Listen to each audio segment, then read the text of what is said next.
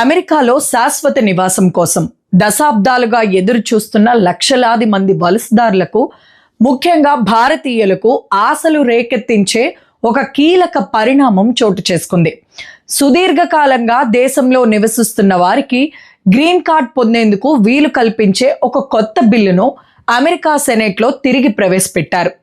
ఇది చట్టంగా మారితే ముఖ్యంగా H-1B వీసాలపై ఉండి గ్రీన్ కార్డ్ బ్యాక్లాగ్లో చిక్కుకుపోయిన భారతీయ నిపుణులకు భారీ ఊరట లభించే అవకాశం ఉంటుంది. కాలిఫోర్నియాకు చెందిన democratic senator Alex Padilla renewing immigration provisions of the immigration act of 1929 పేరుతో ఈ బిల్లును మరోసారి సెనెట్ ముందుకు తెచ్చారు.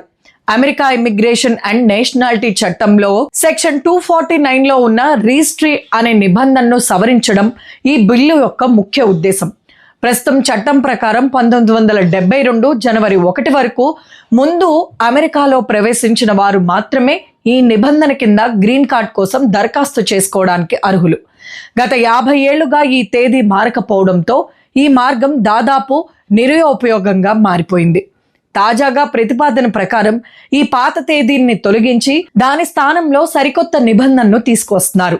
దీని ప్రకారం ఎలాంటి నేర చరిత్ర లేకుండా చట్టపరమైన ఇతర షరతులను సంతృప్తి పరిచే వలసదారులు దరఖాస్తు చేసుకునే వాటికి కనీసం 7 సంవత్సరాలు నిరంతరాయంగా అమెరికాలో నివసిస్తూ ఉంటే గ్రీన్ కార్డుకు అర్హులవుతారు. ప్రస్తుత గ్రీన్ కార్డ్ జారీ విధానంలో ఒక జాప్యం వల్ల అధికంగా నష్టపోయింది భారతీయులే.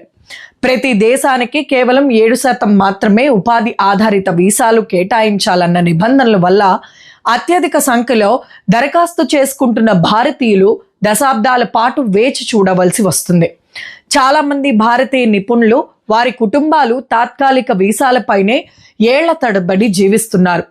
ఈ కొత్త బిల్లు ఆమోదం పొందితే H-1B వీసాదారులు, వారి పిల్లలు, డ్రీమర్స్, ప్రొటెక్టెడ్ స్టేటస్ లబ్ధిదారులు, అత్యవసర సేవల సిబ్బంది వంటి అనేక వర్గాలకు గ్రీన్ కార్డ్ కోసం ఇది ప్రత్యామ్నాయ మార్గంగా మారుతుంది. ఇది వలసదారులతో అనిశ్చితి తగ్గించి ఉద్యోగ భద్రతను పెంచుతుందని, పదే పదే వీసా పొడిగింపులపై ఆధారపడటానికి తగ్గిస్తుందని నిపుణులు విశ్లేషిస్తున్నారు. అయితే అర్హత సాధించినంత మాత్రాన గ్రీన్ కార్డ్ దానంతట అదే రాదని, సవరించిన నిబంధనల ప్రకారం దరఖాస్తుదారులు అన్ని అర్హతలను పూర్తి చేయవలసి ఉంటుందని వారు స్పష్టం చేస్తున్నారు. ప్రస్తుతం ఇది ప్రతిపాదన దశలోనే ఉంది. చట్టంగా మారాలంటే సెనేట్, ప్రతినిధుల సభ రెండిట్లలోనూ ఆమోదం పొంది ఆ తర్వాత అధ్యక్షుడు సంతకం చేయవలసి ఉంటుంది. ఈ బిల్లును సెనేట్ డెమోక్రాటిక్ విప్ డిక్ డర్బిన్తో పాటు ఇతర సెనేటర్లు 30కి పైగా సంస్థలు మద్దతు ఉంది.